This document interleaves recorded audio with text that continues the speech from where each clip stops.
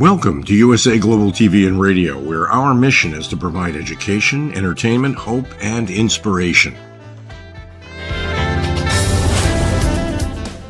USA Global TV and Radio connects you with experts and audiences all around the world every single day to help you succeed in business and to live a richer life.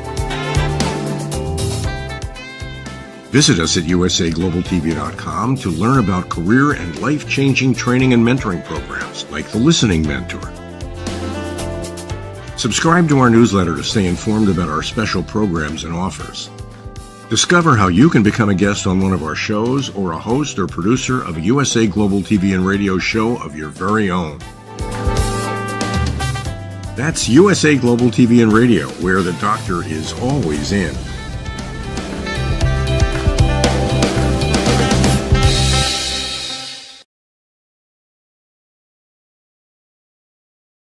Hello, everyone. Welcome home to USA Global TV and Radio, where we provide world-class education, entertainment, hope, and inspiration. I'm Dr. JACALYN KERBECK, and it's an absolute pleasure to welcome all of our loyal viewers and listeners across the world. And hello to our new followers on Roku Worldwide and Amazon Fire. We're thrilled to have you here with us today.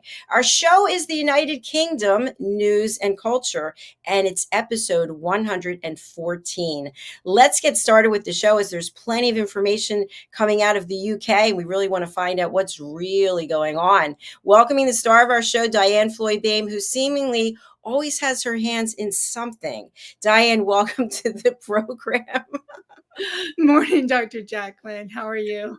Hi, this is a private joke for those who are wondering, but DIANN, you are super talented, super creative, and you've always got something going on. So when I say you have your hands in something, I meant gardening, of course, but tell us about some of the other projects that you have going on right now. So I'll tell you some exciting news. I haven't told anyone else yet, but Boomer the Curious Bunny you can't see it, just won its first award, approved by Story Monster magazine, which is pretty incredible because that means it's has the seal of approval for parents and children. So I'm super excited. I just found out about that award on Sunday. So yay! Congratulations, DIANN. That's fantastic. And thank you for sharing Boomer with us here on this platform. As you know, Boomer is one of our sponsors. So we hope that you and Boomer keep hopping along for more awards and more families to go ahead and discover Boomer. So well done, you. Thank you so much. I'm so excited. Boomer's turning into a series, so be watching for a lot more. I said you always have something going on. I'm always learning something from you, so you'll have to fill me in later about what's going on with that. I will. But I'm excited about our show today. I too and want to know what the real happening is in the UK. Yes, there's so much gossip going on. You don't have to look far and you find out something about the royal family. So we have our in-house expert about the royal family, HELENA CHARD. She has broadcast on some of the largest platforms across the world, and she truly is an expert correspondent and photographer when it comes to the royal family, as well as many other things. HELENA, welcome. Thank you so much. Hi, ladies. Lovely to see you. Good afternoon here. Good morning with you, isn't it? It looks like we're in the same city. How about that? We are. We could be in the same room. I'm not sure. We could be, definitely. We're going to come back to you in just a moment. We're going to welcome the gentleman of our group, also an expert correspondent when it comes to Scotland. And he has blessed the table and the castles and the White House, many places with his cooking and entrepreneurship. Let's welcome Mr. Simon MacDonald. Hello, everybody. It is so nice to be back. Congratulations, Dan. Absolutely tremendous achievement. Old Boomer is bouncing along good style as well. The original Easter Bunny, we're just a few weeks too late, but we're close enough anyway. But no, that's a great achievement, and many congratulations. So this will no doubt be the first of many awards to come yet. Thank you. Absolutely. Well done. Yes, you are. You're all in the same place. I'm actually, to let you in a little sort of snippet on what I'm going to be talking about today. I'm actually sitting here in it. Whoa. Diane, you and I and Helen are all in the same place. I'm just looking like, oh yeah, Diane's in the same place. Woo, is it Wednesday? Today I woke up and I seriously thought it was Sunday. I don't know what that means, but I'm a day late, $1 short. I wanted to say thank you, Helena, for including me on the Royally Rich Lifestyle Show. I know, Diane, you were on for a similar segment earlier about what Americans think about Princess Kate. So thank you for that. You're more than welcome. It was good. It was good fun. Yes, it definitely wasn't. I know you've got some further information in terms of polling, but we'll keep that a secret for now. So, Diane, you and I here in the States, you don't have to go far on social media or network news to see there's always something about the royal family. What are your thoughts? Do you think the royal family over here is getting more popular, or people kind of, they're looking at something else because there's an election coming up? What do you think? Oh, I think the royals are very popular here, but I'm talking about the royals in the UK because those are the true royals to me. And that Kate is extreme. I'm not allowed to say Kate. I should have said Princess Kate. Sorry. Is extremely popular, and I know for a fact that there's been prayer groups started for her healing. It's beautiful. Very good. Yeah. Is that in the States, or is that in the States? In the States, yeah. Okay, that's good to know. Yeah, it's interesting. In some of my fitness classes, I've surveyed people, and what do you think? Like, we can't wait to hear what's going next. We love the royal family. We love Princess Kate. We want her to get better. And the person actually, one person took their phone out and looked, see, I follow everything about the royal family. I'm like, oh my gosh, okay. It's amazing. So it doesn't seem to matter what the generation is, because I've heard from people in their 20s and people in their 70s. Mm-hmm. That's so good. That's so good. And I also think as well, even if people aren't monarchists necessarily, because we're a very diverse place, and people will be thinking about people, especially with any kind of condition, cancer, no matter what. There's that empathy. Everyone wants to wish people well, so because at the end of the day, they're people doing a good job and trying their best. And I think sometimes people forget that. They sort of think that this is this ivory tower or something, and there's a lot of hard work that goes into it. So my love and everything goes out to them always. Absolutely. And Helena, you've been covering the royal family for a long time. What is it that first sparked your interest in this? I now let me just try and think. So my background is casting, so working with artists and commercials and various things. I studied photography at St Martin's School of Art, and so I've always been very interested in photography. And then it was an internal scenario really that happened for me when I was casting, which was to work with the royal family. So I was very lucky and honoured. And it started off with the photography, and I've been at many events and captured some wonderful photographs that I love, especially the animated pictures always cheer me up. And then from there, the world broadcasting sort of stemmed from there. So it's sort of been a progression. But yeah, I've been I really feel so thankful. It's been good fun, good journey. Still a lot to go. Well, and your passion for it still shines through. So well done. Simon, how about you? Oh, just mint condition. I'm just plodding along as usual. I can't believe the sun has shone for 2 days. This is just nothing short of miraculous. I think we have had such a miserable winter. But anyway, the royal family, I think they're doing an amazing job. Nela's absolutely right. They are real people.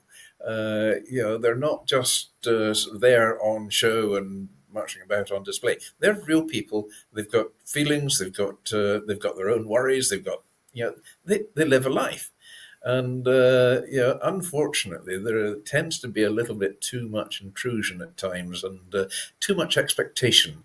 I think of invasion into the privacy of them. Let's not forget they are real people, and in actual fact, they're actually very nice people as well. So, and influential, naturally. So. Definitely. Well said. Well, thank you all for sharing.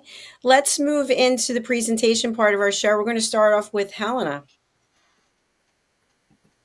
Thank you very much.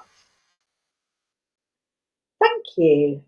So this is my royally rich roundup. So many things going on here in the UK, which has been amazing, and been speaking to lots of different broadcast platforms. But just a few little things that I think I want to speak to you today about is why did the Princess of Wales break royal tradition?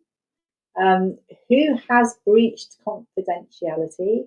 And also finding out who are the most loved royals. That's just a few snippets into today's chat. So starting off, it's just something very simple, but actually simplicity I think is very good. So the Princess of Wales broke with tradition as she responded to the well wishes of people. So many people here in the UK and abroad sent cards, well wishes, bundles of love, and it's been beautiful. Kensington Palace rushed off their feet, and she is very caring and wanted everyone to receive, with thanks little note. And so something has been sent out to everybody, or to the majority of people, but it's slightly different to what would normally be sent out. Normally it would be for birthdays and various things, where you'd get a little letter or a card, and you'd also get a photograph. But on this instance, it's a lovely card, but with no photograph. So it's always like a thank you for your kind words and thoughtful gesture. And lots of people have been so happy, just speaking to the general public, have been so happy to receive these cards. And actually, the fact they've not received a photograph, it doesn't matter. They've just been, put it in pride of place.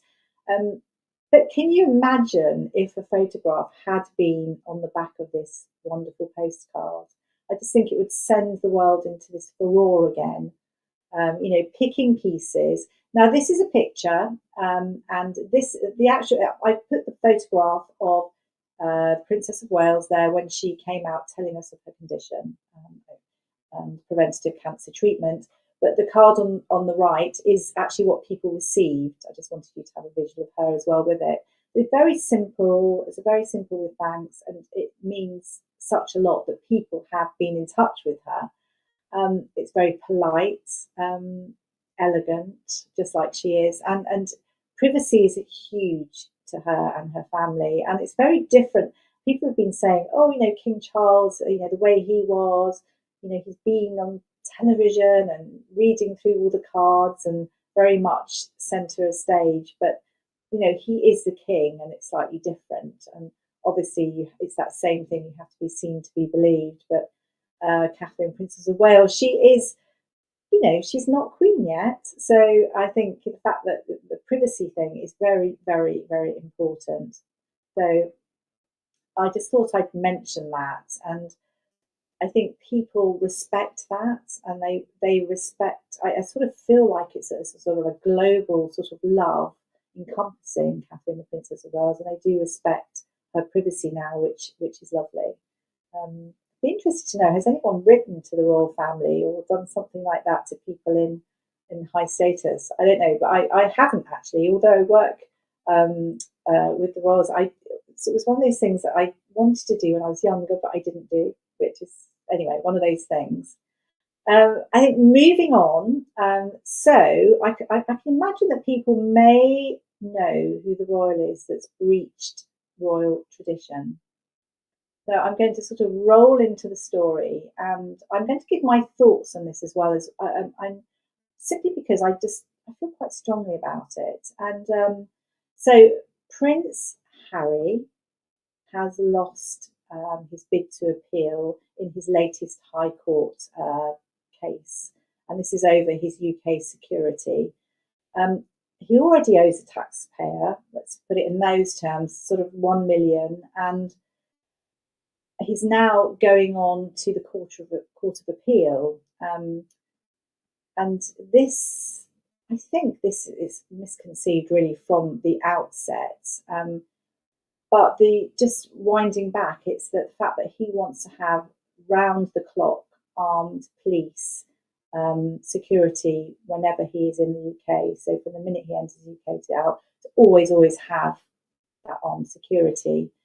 And as a sort of reminder as well, that the Home Office stated that they will give a level of protection, and it would be a very high level of protection, but that will be looked at on each visit. So looking at the circumstance and the risk assessment that will always take place. And not to forget that when Prince Harry, he raced over to the UK when he heard his father, King Charles, had cancer, he raced over, but he had, you know, 2 blacked out Jeeps turned up, Range Rovers turned up with armed police force in there. They met him from the airport. They took him from A to B to C to D.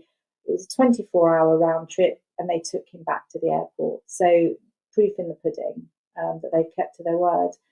And I find it quite disrespectful that he's going on and on and on. I understand certain things, but it's incredible to think that he has sued the Home Office, and that's his father's, the King's government, and now he's going on to the Court of Appeal. And there's lots of things that obviously he talks about his mother and her death, and I get that, but that was like a long time ago. But I almost feel, you know, he uses Princess Diana almost as an anchor to elevate himself and family, and it's also trying to recreate the sparkle that I think Princess Diana gave the whole world. And I just wish that he would move away from it, because it's a real negative force here in the UK. And I understand maybe there's some trauma there, but, you know, just a word like Prince William will walk down the road, he will be with his mother-in-law, he'd even go to a pub, a cafe. You know, he's not thinking that he's about to be, I don't know, taken out by whoever. So I want it to finish now. And let's just see what happens. And also, taxpayers' money here is at heart as well, and that's something that he should think about, because obviously it's to sort of, you know, I personally do love Harry of old, and I think as well that he just needs a good PR spin to sort of bring himself back, and a little bit of empathy to think about his family. Anyway, I shall end on that. That's something I could probably do a whole show on that, because I have a lot of thoughts about it. But I think I will move on now to, so here in the UK, we have surveys. These surveys roll on all the time, which is really good because it keeps you in touch with different parts of the country, different parts of the world.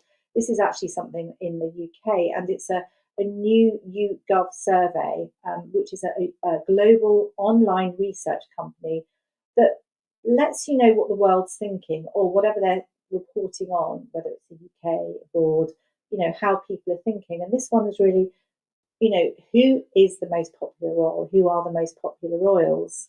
And so this has come out. It's a lot of interest from all over the world about it. I don't think it's an unusual outcome at all. And what we do know is the most popular UK royal is Catherine, the Princess of Wales. So she was in first poll, second poll was it? She was 70% before, but she's gone up 6%. So completely loved. I get it. I mean, obviously in her condition as well. And I think people have really seen how wonderful she is for the royal family. Prince William as well. And I think if you look at it as as a couple, they are so strong together.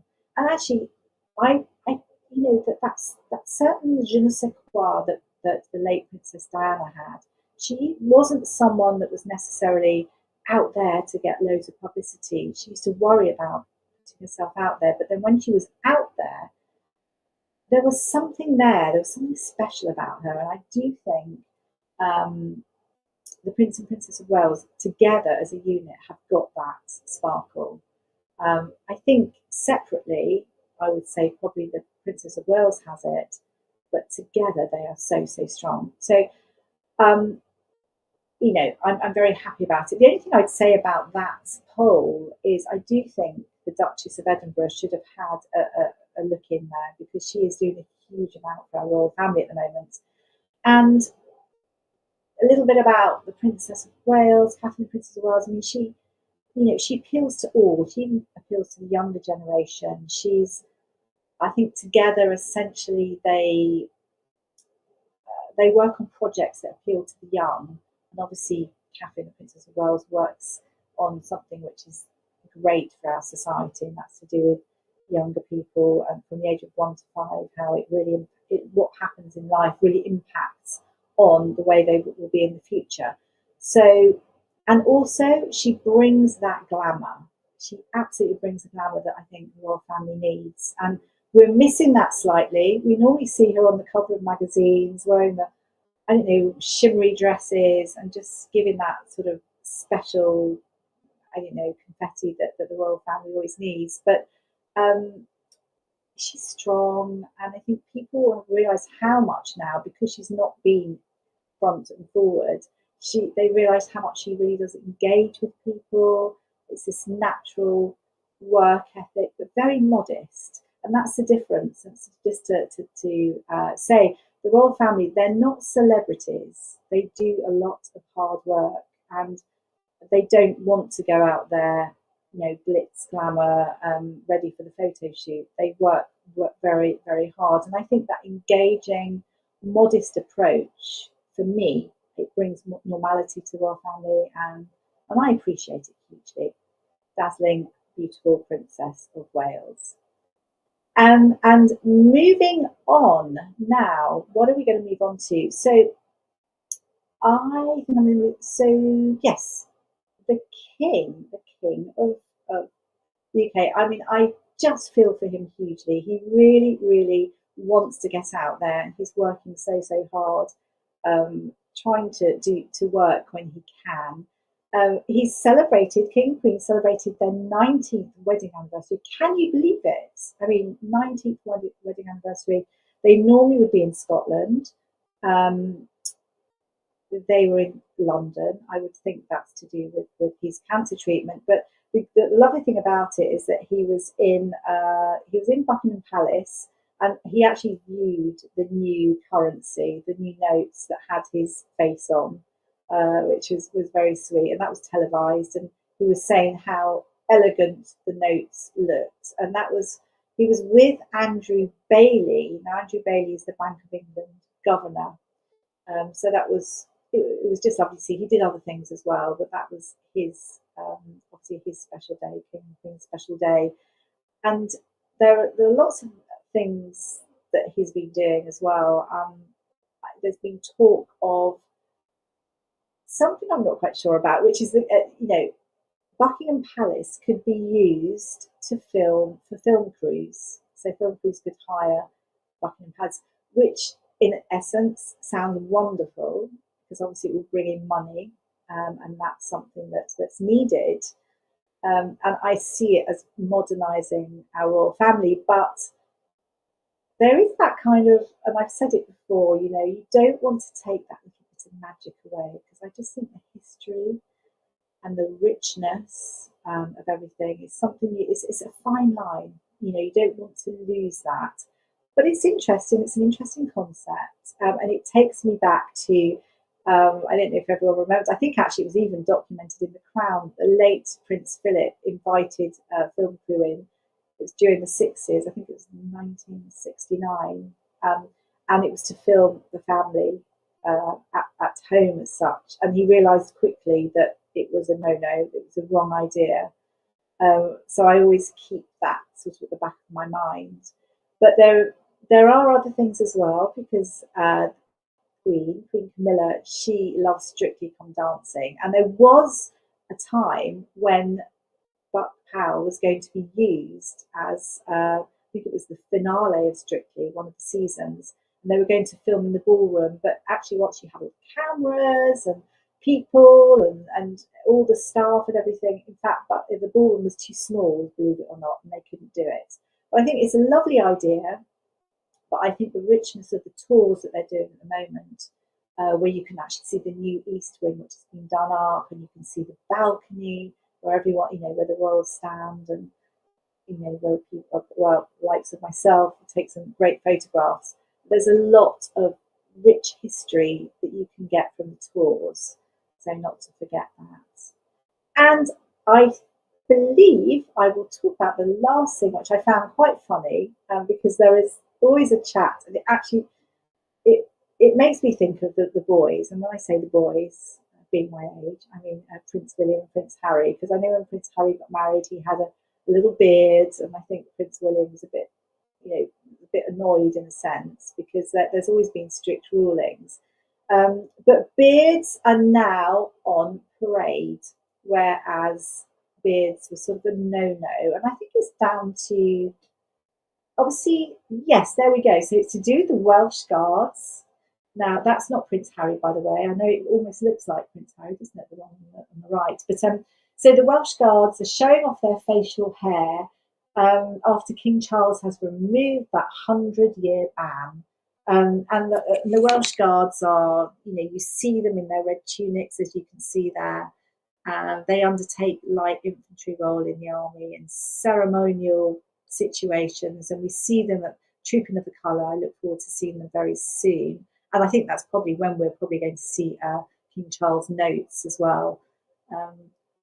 And that is the end of my Royally Rich Roundup.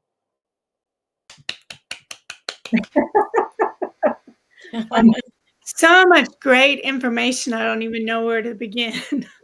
That's interesting about the army now being allowed to wear beards, because traditionally it's always just been the Royal Navy that have had the right to wear a beard as well. In the army, you could wear a moustache with permission from your commanding officer, but in the Royal Navy you were allowed to have the full set, but not just a moustache.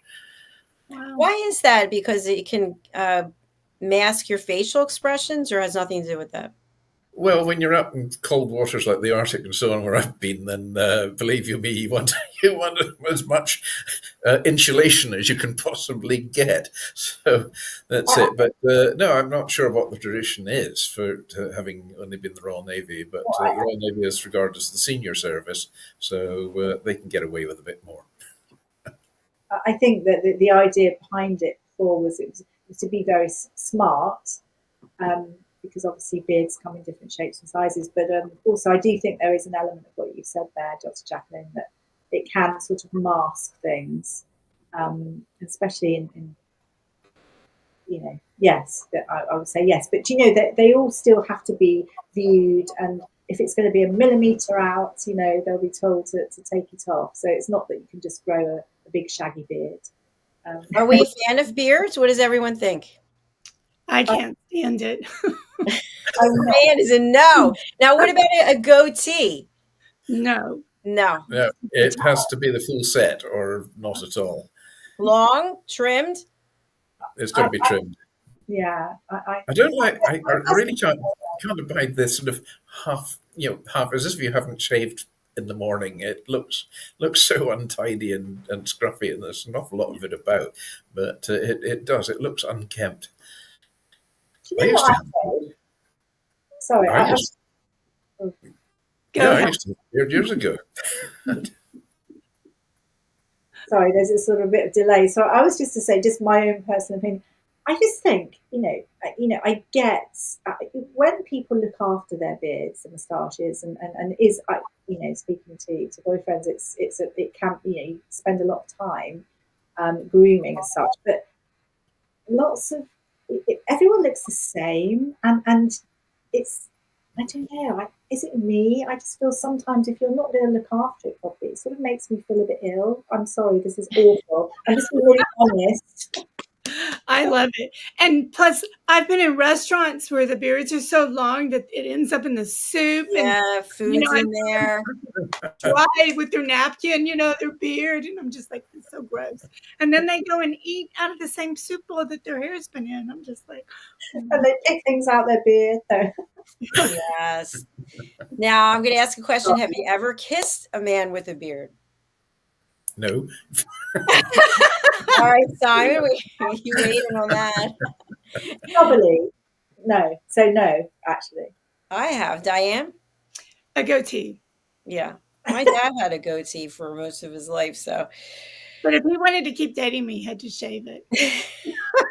Obviously, he dumped me. Didn't work out. Well, I do think in this one, I think it looks very well groomed. Yeah, but you see, they will have to. I mean, imagine this has been 100-year ban. Now that they're allowed to look up, have the beard. But I haven't got the actual how long it can be, but I guess there's going to be a commander there that's reviewing it all the time. It's be interesting. Oh, sorry, it's another thing to take care of. It's another maintenance thing that you have to put on the list. Yeah, it looks better groomed than his Busby, I must admit. Yeah. But, if you think about bringing it back again with the, I don't know what you call that. It's not a hat. What is it? It's a Busby or bearskin. Bearskin. Okay, look at the height of that. And then with the beard and mustache, there's very little face that we can't even see the eyes really. Yeah. We don't know what's going on in that beard. I just wonder if they get a headache after wearing that every day. I don't know. They're quite heavy. To be very heavy, right? They used to be made of bear skin, but nowadays the new ones, of course, it's artificial bear skin. Yes. What's in the inside? Is it hollow? Is it what is inside that? They keep your lunch there. Or the Scottish regiments put have it on and it goes straight up. There's nothing in there, or is it solid? We've just got big heads. Yeah, that's what it is. No one knows. We've got a lot of brain power. I have to say they do get incredibly hot though, and I have been on occasion more when I've been photographing, and I've seen people drop off horses, just completely collapse. So it is something, especially when it's obviously summer, even though our summers are like your winters. They do get very, very hot. Well, thank you, Helena. You gave us something to think of. I just want to make one more comment. I do think that, and even though all of our names are on here, it wasn't on the postcard, but I do like how simple and elegant the layout is and the wording. Very much to the point. It's very, very much Catherine. It's Catherine's words, Catherine Princess of Wales, and that's very her, isn't it? Very elegant. Yes, absolutely. I love that. Well done. Thank you, Helena. Thank you very much, and see you all next week. We'll see you all next week. Simon, we're going over to you now.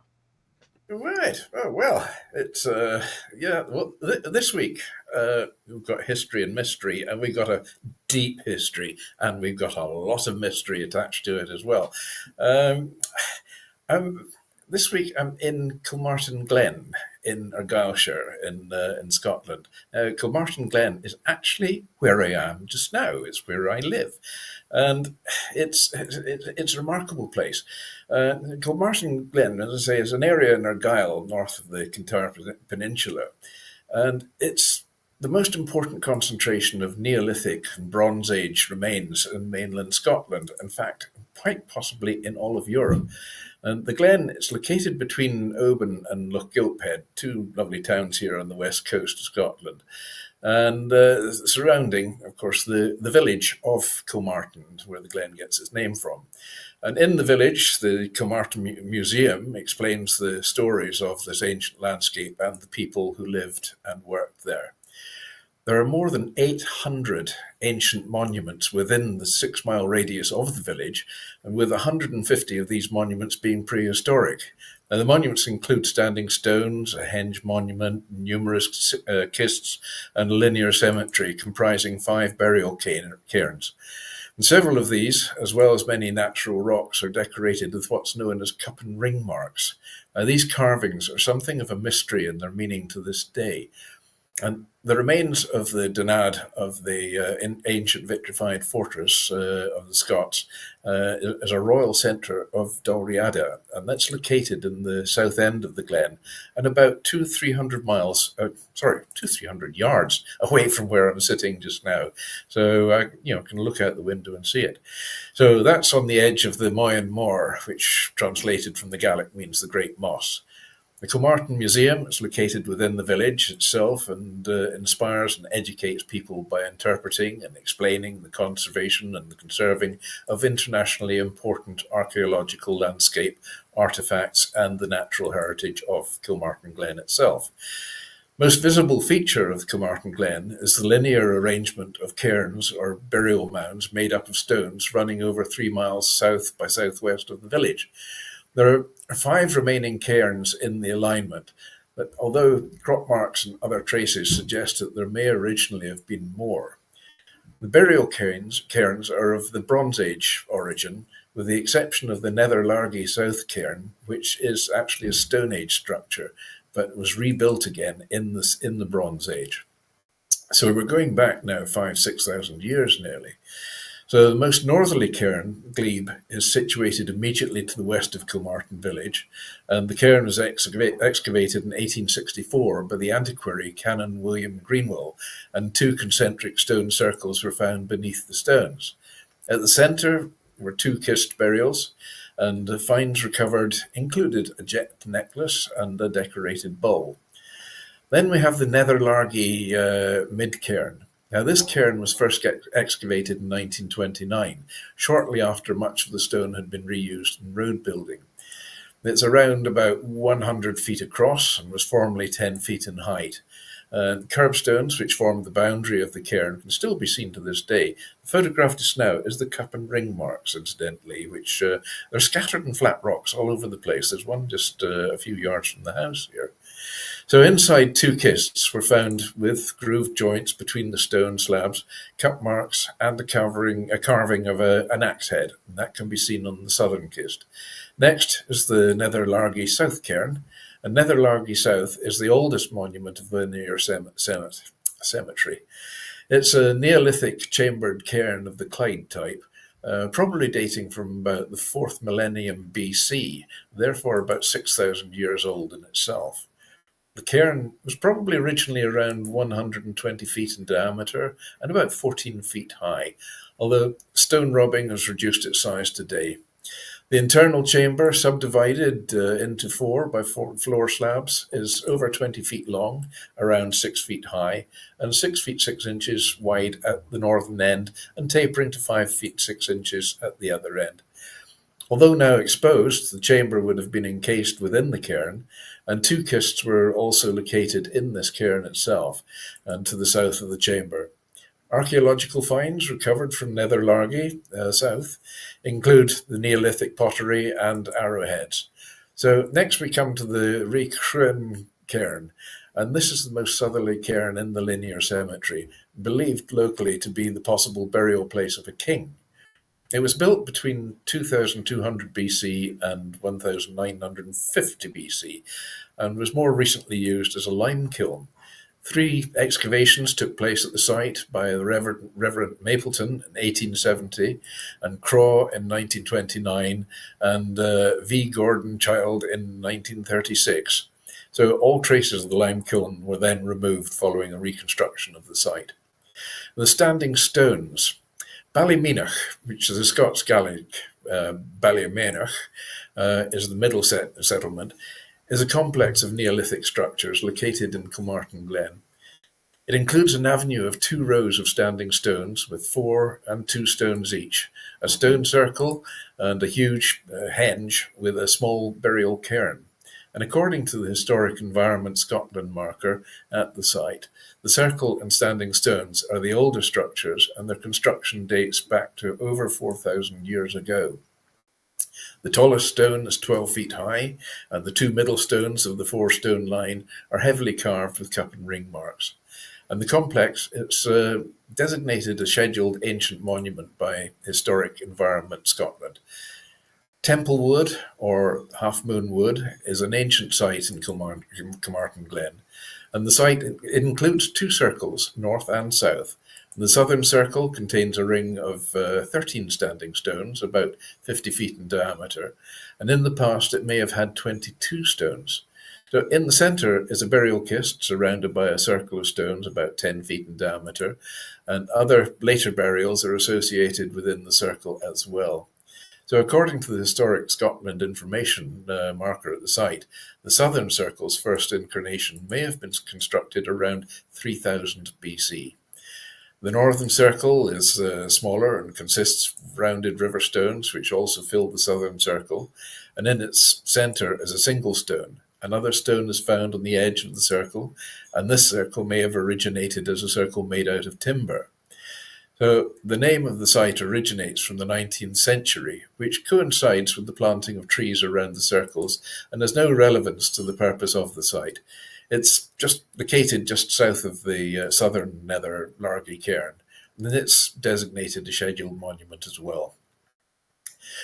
The Nether Largy standing stones are located southeast of Templewood, a stone circle, and are composed of 4 menhirs, arranged in pairs and approximately 220 feet apart, with a single menhir in the middle, around which are 7 smaller stones and 1 fallen one. Another menhir is 300 feet to the northwest and leading towards the circle. Alexander Thom toured this site with Magnus Magnusson in 1970 in a BBC television documentary called Chronicle, and cracking at the Stone Age code. He suggested that it gave so much information that it must be regarded as one of the most important, if not the most important, site in Britain. And he clarified his hypothesis that it was a lunar observatory for predicting eclipses. But a reassessment of this hypothesis was carried out by John Patrick from Melbourne University in 1979, and his conclusion was that there are reasonable grounds for doubting that the Kilmartin stones were deliberately orientated for the occurrence of any type of astronomical phenomena for the following reasons. 1, the Barbeck stones do not indicate any of the same declinations of celestial bodies as the Kilmartin stones. 2, the Barbeck stones do not unambiguously indicate the declinations of any significant celestial body. And 3, the Barbeck stones do not indicate any prominent notches that can be used for investigation into the orbital variations of the moon. So Kilmartin Glen is a remarkable concentration of some of the most impressive cup and ring decorated rock surfaces in Scotland. The purpose and even the precise date of cup and rings is actually quite uncertain at the moment, but they're found in natural rock surfaces at Bachnabreck, Cairnban, Ballygowan, Ballachrake, and near Carmichael Glacier, where I am just now. So in May 2021, archaeologists announced that the discovery of the prehistoric ancient deer carvings thought to date from the Neolithic or early Bronze Age inside Duncraig Cairn, and they're the first of their kind to be found in Scotland. Depictions were contained 2 male red deer with full-grown forked horns, which were considered to have been the largest deer species in Scotland during this time. So 2.5 miles south of Kilmartin and 1.25 miles south of the Netherlargy South Cairn is the site of Bruch and Rumen, and that was excavated in the 1960s in advance of gravel quarrying. Archaeologists discovered the remains of a Bronze Age kist cemetery and the remains of 2 roundhouses from the Iron Age, the first certain Iron Age roundhouses to have been discovered by excavation in Argyll, and a standing stone of a fairly recent date, namely the 19th century. So that's a bit of a red herring, that one, I think. The archaeological materials were examined shortly after the excavation, but had since been re-examined in the 2000s, and that has led to different interpretations of the site. Stone tools that were originally thought to be from the Mesolithic period, ending 3000 BC. Remember, that's still 5,000 years ago. Are now believed to be from the Neolithic or Bronze Age, but not related to the kist burials. 2 medieval glass beads were found that have similar chemical compositions to those found at Donad, and leading the archaeologists to believe the site was associated with Donad. Donad, it's the Scottish Gaelic Donad, which very similar sound, which means fort on the River Ad. And the River Ad is the river that passes through the village here and goes round through by Donad itself, which is just a few hundred yards that away. So it's a full hill fort in the south of Kilmartin Glen, and literally across the road from where I am just now. The fort dates from the Iron Age and the early medieval period, and is believed to be the capital of the ancient kingdom of Dalriada. And Dalriada was a Gaelic kingdom spanning the northern Irish coast to Argyll and the Scottish Islands in the early centuries AD, possibly after the Romans had abandoned southern Britain, at that time when the Anglo-Saxons were crossing the North Sea to counter incursions over Hadrian's Wall by the Picts and the Dalriadan Scots.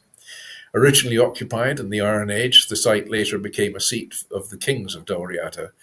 It's known for its unique stone carvings below the upper enclosure, including a footprint and a basin thought to form part of Dalriada's coronation ritual. And there we have the footprint. It's not quite my size. So on the same flat outcrop of rock is incised a boar in Pictish style and an inscription on the Ogham script. The inscription is read as referring to Finn Manich and is dated to the late 8th century or just after. So Donad is mentioned twice in early sources. In 683, the Annals of Ulster record the siege of Donat and the siege of Dunduran, without further comment on the outcome or the participants. In the same chronicle, the entry for 736 states that Angus, son of Fergus, king of the Picts, laid waste to the territory of Dalriada and seized Donat and burnt the crag and bound it in chains 2 sons of Selmach, unquote. The site was occupied after 736, at least into the 9th century. It's mentioned twice in later sources, suggesting that it retained some importance.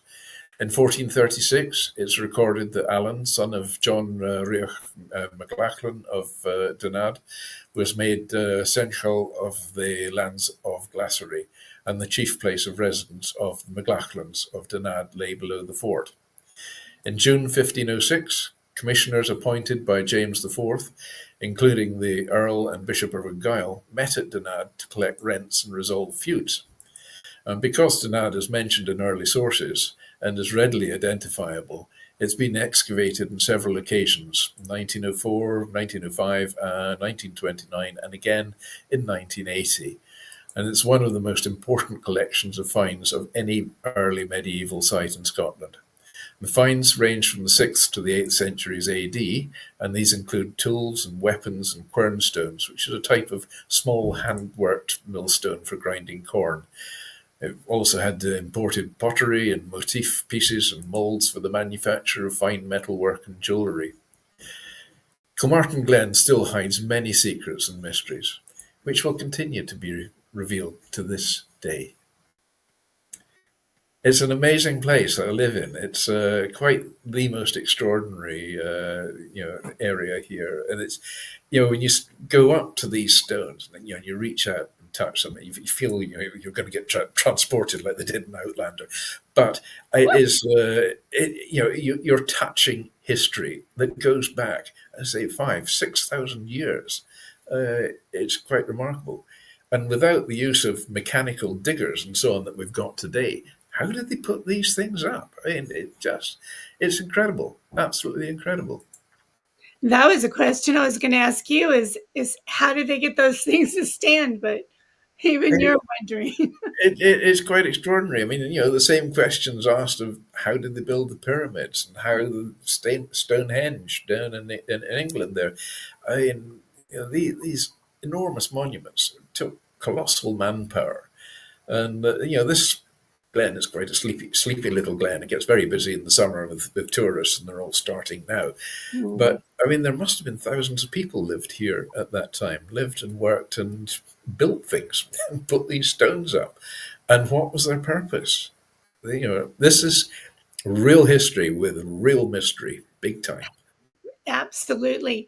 And it is mind-boggling every time you would say 4,000 years, 2,000 years. I'm just like, oh my gosh. I mean, to take friends and family around and to show them and explain these things to them, and it takes a lot of getting the head around it.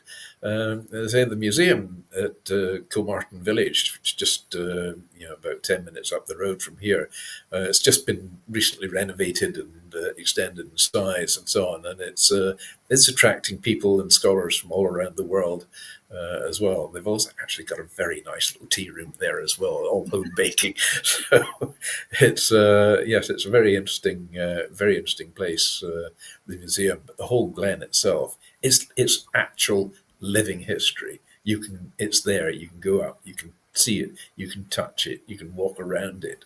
It's incredible. It is so amazing, and it puts a perspective in how we live. What if we're blessed enough to live 104 years, and then you say 4,000 years ago humans were here? It's just like we are just a speck of time, right?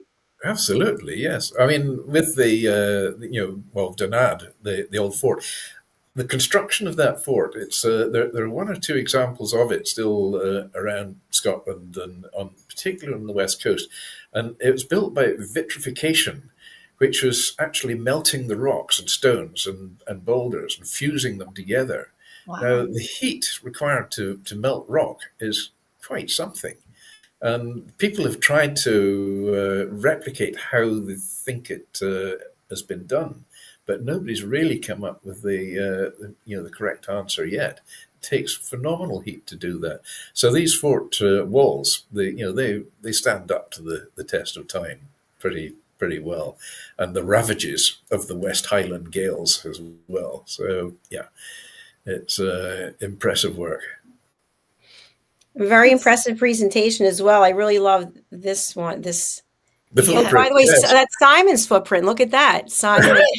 Yeah, I'll need to lose a bit of weight. Stand on the stone and you bend it. Yeah, I think it looks at around about a sort of size 6 or 7. 6, yes. But it's obviously a right foot.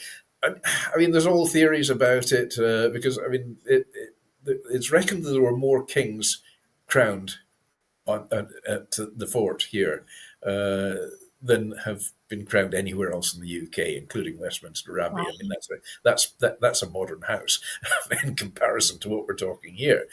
So there's the basin there, which presumably would have been used for anointing. Last week, I was doing my talk about the Stone of Destiny, or the Stone of Scone.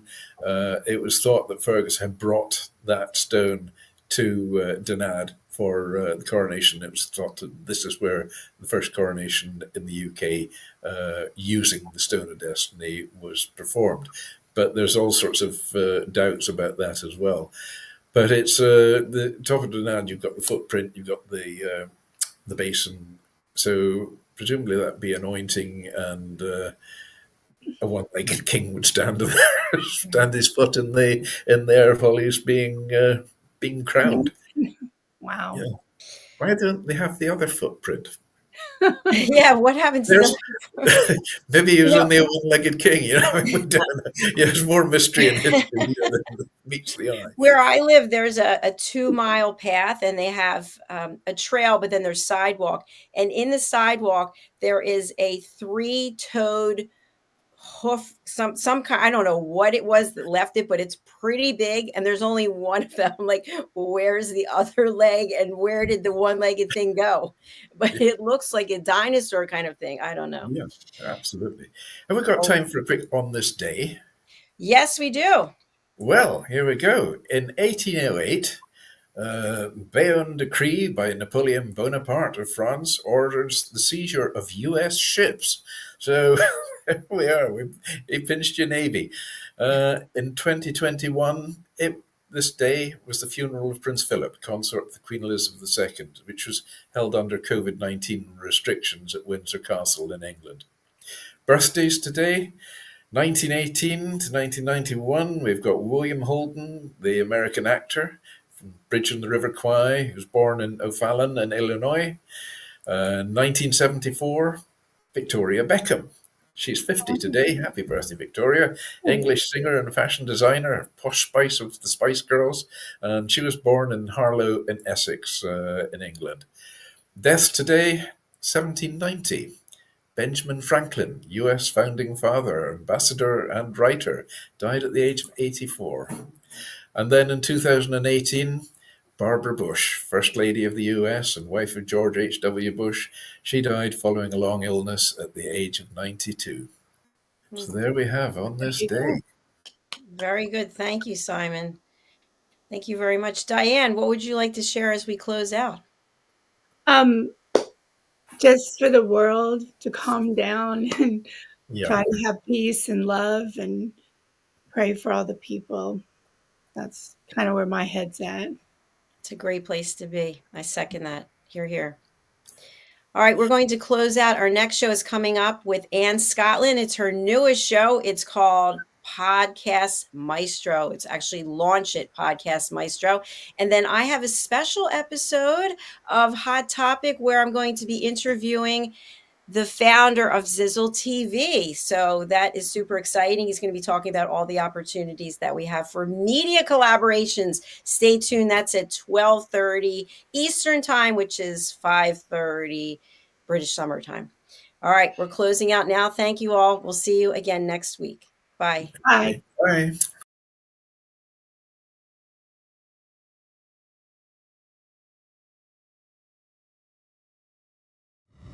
The last few days have been really amazing. I had a trainer course from the British School of Etiquette.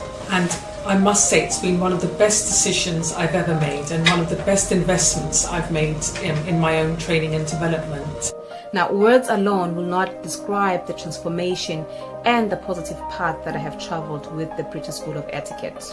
I find really I learned a lot from the lessons this time I came. The last few days with the British School of Etiquette have been fantastic. And what I've learned now is really beyond my expectations. This is the most rewarding experience and the best investment I have made this year. It was just great. I learned so much, and when I go back to Belgium I will incorporate a lot of it into my day-to-day life and business. It's been absolutely wonderful for the whole week that we were here. I feel transformed, and I feel like blowing a trumpet and tell people, come and do this school, this class is the best, this is the best school ever. You should take it. It's just, it will change your life immediately. I am now able to teach other people how to bring the best of them. Thank you. Thank you, BS. Thank you. Thank you so much.